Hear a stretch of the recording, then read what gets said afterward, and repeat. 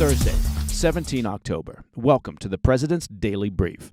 I'm Mike Baker, your eyes and ears on the world stage. Let's get briefed.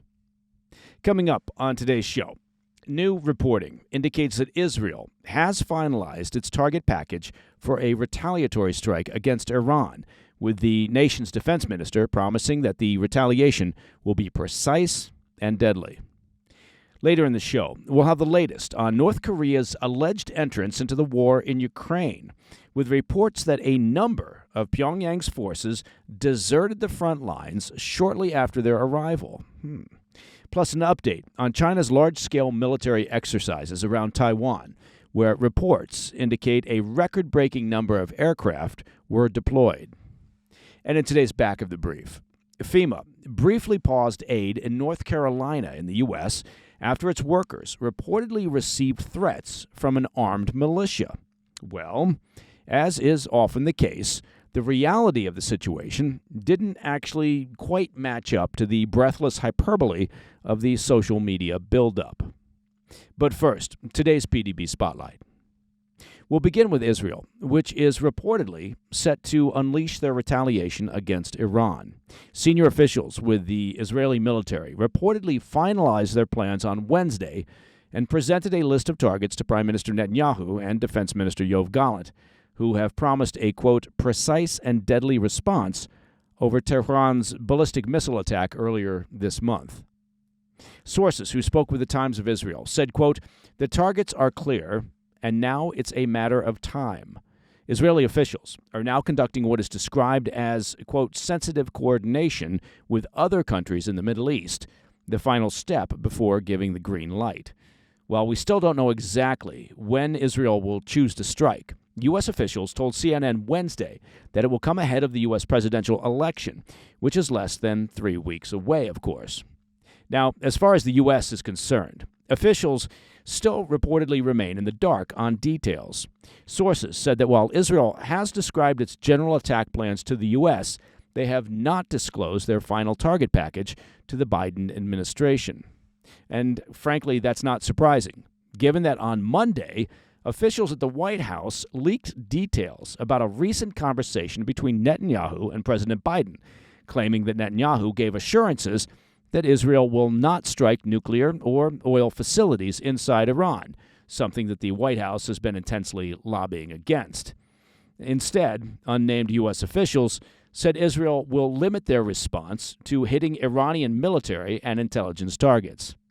Now, it all may have been an attempt by the Biden administration to try and box Israel in, though that remains unclear.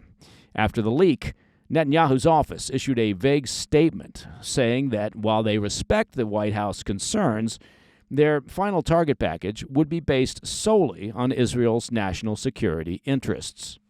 It's also worth noting that one of the Israeli sources who spoke to the Times of Israel said, quote, the targets could change at the 11th hour, end quote.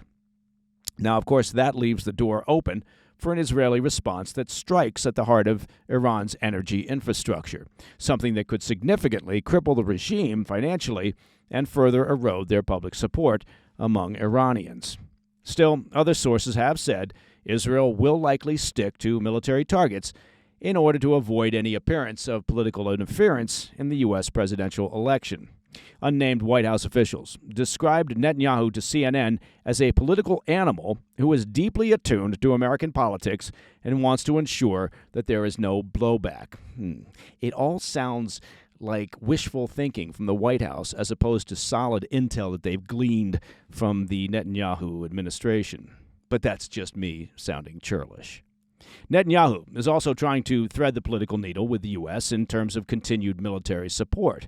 Netanyahu's softening stance on retaliation was apparently a key factor in the U.S. deciding on Sunday to send Israel an advanced air defense system known as a Terminal High Altitude Area Defense Battery, or THAAD for short, along with roughly 100 American soldiers to operate it. The system will provide Israel with a more comprehensive multi-layered shield against potential missile and drone attacks, which they will frankly likely need following their response to Iran.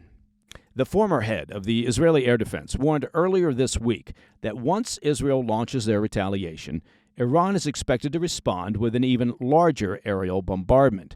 He said the THAAD system will be critical in such a scenario, as their Iron Dome defense systems could become overwhelmed. All right, coming up after the break, reports of North Korean forces deserting in Ukraine, and China deploys a record number of aircraft near Taiwan in their latest military exercises. I'll have those stories when we come back. Welcome back to the PDB. I want to turn back to the war in Ukraine, where it appears Russia's attempt to bolster their frontline forces with North Korean troops is already suffering some setbacks. As we reported on yesterday's PDB, an anonymous Western diplomat told the Kyiv Independent on Tuesday that the Hermit Kingdom has sent some 10,000 infantry troops to Russia for training, with an eye on deploying the forces to the front lines in Ukraine by the end of the year. But we are learning that some North Korean troops have already been deployed inside Russia's Kursk region, which is partially occupied by Ukrainian forces, with unexpected results. According to a Newsweek report, 18 North Korean troops who were deployed just 4 miles from the border with Ukraine deserted shortly after arrival. Ukrainian intelligence officials said the Russian military is now frantically searching for the missing North Korean troops. Yeah, I'll bet they are. While field commanders attempt to hide the embarrassing incident from their higher-ups in Moscow, who I'm sure listen to the PDB, and so, hey, the jig's up. The news follows reports from earlier this month that 6 North Korean military officers were recently killed in a Ukrainian missile attack in the Russian-occupied Donetsk region. Separately, Ukrainian military intelligence confirmed Wednesday that North Korean troops are now a major part of the Kremlin's wartime strategy. Oh, good. Sources told Politico that most of the North Korean battalions are still undergoing training, but will soon be integrated into the Russian military and likely be ready for the front lines soon. Now, being pragmatic, imagine if you're a North Korean soldier living under the thumb of a progressive regime where poverty and malnutrition are the norm, and your chances for a better life are somewhere between 0 and, let's say 0. And then, just when life seems not so rosy, you're put on a plane and sent to Russia as part of a bizarre gift exchange between bromance partners Kim Jong-un and Putin. And you're expected to then take part in Putin's meat grinder offensive inside Ukraine. Okay, so have I done a okay job setting the scene? My point being that we may well see entire battalions of North Korean soldiers opting to desert in an attempt to make their way to the West, which, of course, would be a complete intelligence coup for the West, not to mention the obvious propaganda value and the embarrassment to Putin and his minions. But for the time being, until the North Koreans abandon ship en masse, Ukrainian President Zelensky warned Wednesday that Ukraine is now essentially fighting against 2 states, saying, quote, "The coalition of criminals, together with Putin, currently includes North Korea. This is the participation of the second state in the war against Ukraine on the side of Russia," end quote. Well, of course, not to forget Iran and China. They're also part of Putin's small stable of comrades in arms. The deployments represent a significant escalation in North Korea's involvement with the war.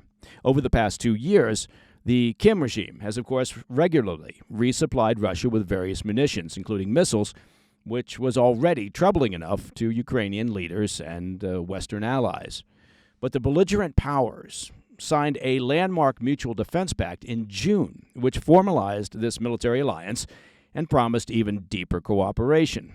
The deal now is apparently bearing fruit for the Putin regime, which is running desperately short on manpower as the fighting grinds on across multiple fronts. Unsurprisingly, the Kremlin has denied the reports as, quote, fake news. All right, shifting to Taiwan, where a new report from the country's defense ministry reveals that China's recent war games involved more aircraft than previously spotted, marking the largest single-day show of force against the self-governing island. The surprise drill came ahead of Chinese President Xi Jinping's rare visit to Fujian province, just across the Taiwan Strait. As we've been tracking on the PDB, The war games followed a National Day speech last week by Taiwan's president, Lee Ching-te, whose pro-independence remarks were swiftly condemned by the Chinese People's Liberation Army, the PLA. The PLA labeled the speech as, quote, separatist, asserting that any move toward Taiwanese independence challenges China's sovereignty. In response, China deployed 125 military aircraft around Taiwan in a surprise exercise dubbed Joint Sword 2024B, according to early Monday reports from the country's defense ministry. However, in a Tuesday update, the defense ministry revealed that the number of Chinese military aircraft was actually 153. Of those aircraft, 28 crossed the median line of the Taiwan Strait, and that's a long-standing but unofficial buffer between the two sides. Other areas affected by the military aircraft incursions included waters off Taiwan's southeastern coast, where a major airbase is located, and the southwest, near the Taiwan-controlled Pratas Islands in the northern part of the South China Sea. Also involved in the exercise were 14 Chinese Navy ships, including the Liaoning aircraft carrier and 12 Coast Guard vessels spotted in the region. This unprecedented display of military strength effectively encircled Taiwan, signaling China's readiness to impose a blockade if necessary. Taiwan's premier, Zhou Zhengtai, stated, quote, any drills without prior warning will cause great disturbance to peace and stability in the entire region, end quote. Well, he's not wrong. The Pentagon labeled the drills as, quote, irresponsible, disproportionate, and destabilizing, a stance echoed by Taiwan's government, which emphasized that China's aggressive actions have only bolstered global support for the island. Additionally, during Monday's tension, Taiwan's Justice Ministry revealed a wave of disinformation from, quote, overseas hacking armies. Who could they be? Spreading false reports about Taiwan's military response and disruptions to energy shipments. The ministry described these efforts as, quote, cognitive manipulation aimed at sowing confusion and weakening the self-governing island's defense posture. Although President Xi Jinping refrained from commenting on the exercises during his Wednesday visit to Fujian, which again is the province that faces Taiwan, the timing underscored the significance of the war games. For background, Xi has kept a low profile over the past year, limiting public appearances. However, his presence is seen as a show of power following Monday's war games, reiterating his administration's priority of bringing Taiwan back under Chinese control. Meanwhile, President Lee Ching-te's administration has made it clear that any reunification efforts will be rejected while asserting Taiwan's independence against the looming threat of Chinese aggression. Okay, coming up in the back of the brief, FEMA halted relief efforts in North Carolina after threats from an armed militia. But now a local sheriff is disputing those claims. I'll be right back. In today's back of the brief, the Federal Emergency Management Agency, known as FEMA, temporarily halted hurricane recovery efforts in parts of North Carolina over the weekend, citing safety concerns after reports hit social media and subsequently were replayed by news outlets and politicians that an armed militia was hunting government workers. As we previously reported on the PDB, Hurricane Helene left a path of destruction across the southeast late last month, leaving FEMA to clean up downed power lines and waterlogged towns. However, in recent developments, rather than just grappling with natural disaster recovery, FEMA has also been confronting a flood of online misinformation. According to the Washington Post, FEMA instructed federal responders in Rutherford County to, quote, stand down and evacuate immediately on Saturday. This directive came after an email from a U.S. Forest Service official reported that National Guard troops encountered trucks of, quote, armed militia claiming they were out hunting FEMA, end quote. Now, you think you'd want to corroborate that immediately. The situation came to a head when 44-year-old William Jacob Parsons walked into a gas station and allegedly declared that he would, quote, go mess up some FEMA personnel, end quote. Well, he sounds stable. Parsons, armed with an AR-style rifle and 2 handguns, was arrested later Saturday night by the Rutherford County Sheriff's Office. It was then confirmed by the Sheriff's Office that there was no indication of truckloads of armed militiamen Just Parsons acting alone mixed with some online conspiracy theories. Still, the perceived threat was enough to disrupt FEMA's door-to-door recovery operations in Rutherford County.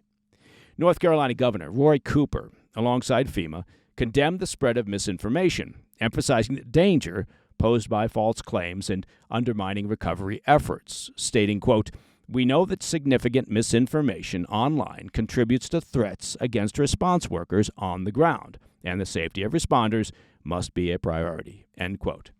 Now, despite the misinformation, FEMA remains committed to aiding the region. As of 14 October, the agency had distributed over $96 million in aid to over 75,000 households affected by Hurricane Helene. FEMA has also launched a dedicated page to debunk these false claims and reassure the public that their recovery work continues. And that, my friends, is the President's Daily Brief for Thursday, 17 October. If you have any questions or comments, please reach out to me at pdb@thefirsttv.com. And to listen to the show ad-free, should you be interested in an ad-free experience, well, become a premium member of the President's Daily Brief by simply visiting pdbpremium.com. I'm Mike Baker, and I'll be back later today with the PDB Afternoon Bulletin. Until then, stay informed, stay safe, stay cool. Hey, thanks for tuning in. If you enjoyed this video, don't forget to hit that like button and leave a comment, a really positive, nice, and kind comment. That would be appreciated. And if you're not already subscribed to our channel, make sure to subscribe and turn on notifications so you don't miss any of our daily updates.